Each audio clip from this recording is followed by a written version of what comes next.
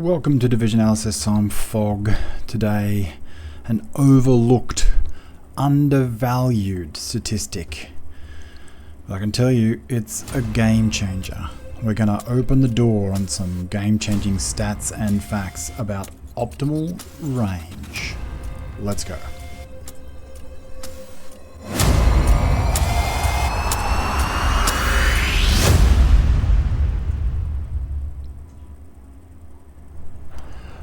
Optimal range.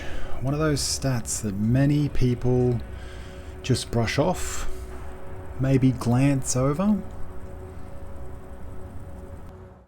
Every single weapon system has an optimal range, and optimal range is quite a misnomer.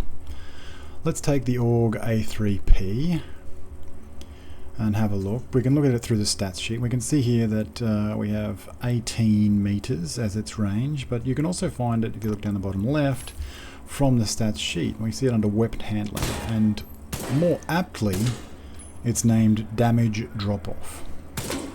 Here I'm firing the AUG at 5 and then 10 meters to show consistency of numbers with inside that range. We've got 338 and 140.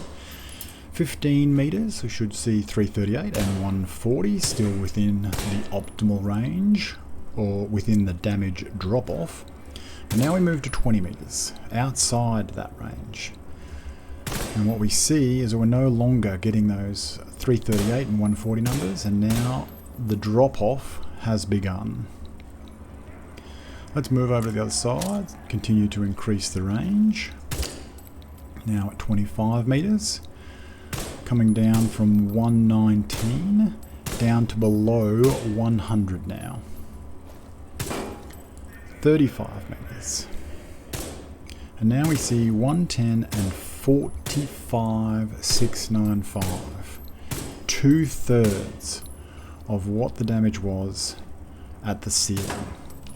But what a lot of people probably don't understand is that there is a floor. As you can see, we've moved 10 meters further out, and we're getting exactly the same numbers. Here we are at 50 meters and still getting 45,695 for a non-crit on the body. So there is a ceiling and there is a floor. We're going to move over to the P90 now, and its range is 15 meters. Same test, starting at 5 meters. So 118,000 for a non-crit. 10 meters, 118,000. 15 right at the edge of its damage drop. And now we see a little bit of inconsistency, and we're looking at numbers between 114 and 116, right at the edge. Out to 20. The drop happens again, 102. Other side. Further out, 91,000. At 35, the AUG had dropped down to 45, but the P90 is at 66 still. Let's take it to 45 meters, and what do we see? Some very similar numbers. 45,695 is the floor for the P90 as well as the AUG. Both weapons doing exactly the same damage outside of that maximum drop.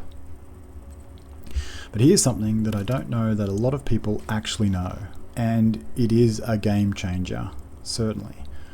This is the UMP.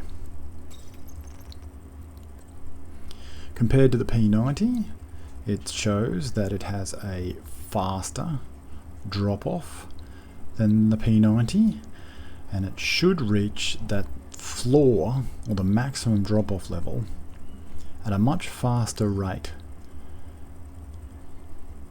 Let's see what happens when we take it to the range.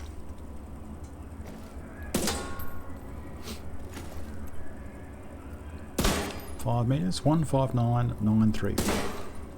10 meters, 159,934. Now outside of the damage drop-off, or the optimal range of the weapon, and we're already seeing reduction, 150. We're down to 135 now.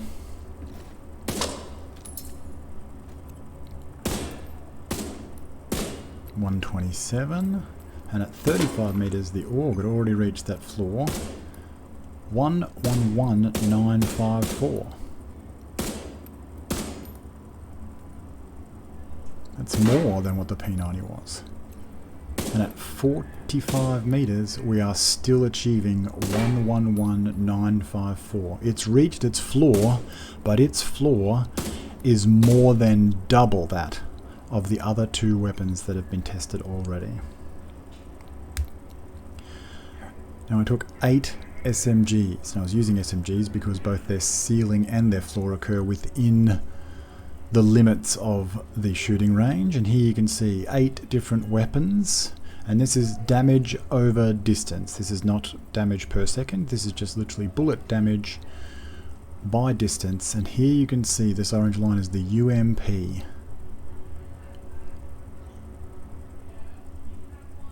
This will make a very big difference when it comes to comparing SMGs. There is varying floors to damage for individual weapons. Here's ARs now. So here we have the Eagle Bearer with its damage drop-off graph. And why is it important for DPS? Well, here we have two weapon systems with very similar base weapon damage. The ACR's at 126.9, the Eagle Bearer at 127.7, so virtually unnoticeable. And what you can see here is the damage drop-off for the ACR is actually a lot slower than the Eagle Bearer, and at this point right here, at this distance, whatever that happens to be, the ACR actually starts to do more damage per bullet than what the Eagle Bearer does. Once again, not taking into consideration RPMs. The Chameleon, here it is. If you were to believe this graph, it would see a rapid drop-off at a shorter distance to what would be the same base or the same floor as what the Eagle Bearer is. But in reality, it is a much lower floor. The Bighorn. Every single one of these weapons has a varying degree of gradient, a range, and also a maximum range. And every one of these will have a bearing on damage per second based on engagement range. Here, if we're to believe the graph, then the Eagle Bearer shares exactly the same damage drop-off pattern as the Carbine. But what I've found during my research and my testing is in fact the Carbine has a drop-off point or a floor that is actually 10 meters further out than the Eagle Bearer. Again, making a difference to DPS, but we need to know at what distance we are engaging enemies. Well, I've got your back, because I have been hard at work. I've gone back into the missions again, and without the need to look at damage numbers, I was only concerned with distances. I was able to take a different build in with the memento. Take out a grenade after every single engagement, compare it to footage, and average the engagement distance for every single engagement across every single mission. And what I found out, not only about engagement distances, but was the fact that I was severely underestimating engagement distances in general. So I've compiled all the stats. Here we have by number of enemies per mission what the engagement distance was for each of those waves, each of those enemies. Now the ones at the top here are the missions with much more enemies, being the strongholds and the out of Washington generally missions. But I've converted that into a percentage, and when you do, a very clear pattern emerges, except for two outliers, green on the left and the yellow on the right. I'll give you 3 seconds to work out which two missions those outliers are. This one is Lincoln Memorial, and this one is Camp White Oak. Other than those two, there is a very clear, distinct pattern that has emerged, and quite literally, what each of the levels is most likely designed on. When we compile all of that data, this is what it looks like across all heroic missions. A clear bell curve of all the distances of engagements, with 16 to 25 meters being the predominant engagement distance.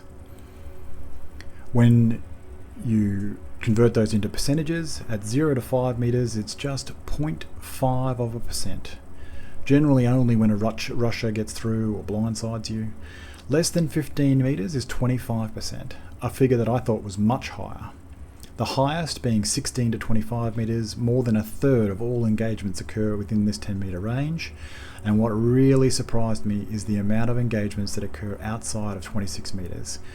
27% for 26 to 35, almost 10%, up to 45 meters, and there's even some engagements that occur outside.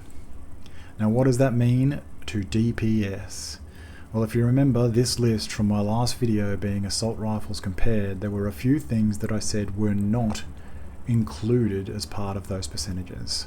One was accuracy, one was optimal range, and the other was weapon talents.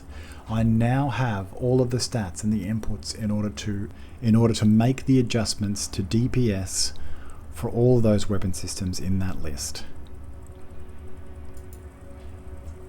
Here I've selected 8 assault rifles at random, and I've graphed them, I've normalized them, and here we have damage to health on the test build, and this is 26 to 45 meters, where over a third of all engagements in heroic missions occur. And what you can see is there is some large variance that starts to occur within this range, and that will have a material effect on DPS.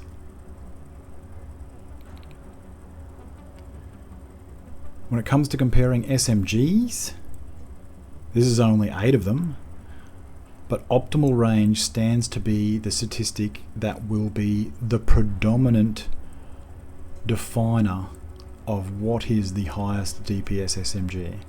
This red box is 2/3 of all engagements within heroic missions that occur outside of the optimal range. I'm not going to do the maths now because that's a metric shit ton of maths, but I will give you some teasers in regards to what we can expect to see in round 2 of the assault rifle comparison. What you're looking at now is the FAMAS's optimal range, and then its reduced damage range. More than a third of all engagements in heroic missions will occur outside of the damage drop-off point for the FAMAS. And when it comes to the overall rankings, these weapons will likely not fare as well with the optimal range inputs. These next weapons will probably roughly stay the same as far as their ranking, and these ones in green are likely to see a boost to DPS, or less of a hit to DPS from optimal range calculations. So, if you're interested in seeing what the changes that this list undergoes when accuracy and optimal range are involved, subscribe. Like the video. I've got to head back to the research lab and start working on accuracy. Fog out.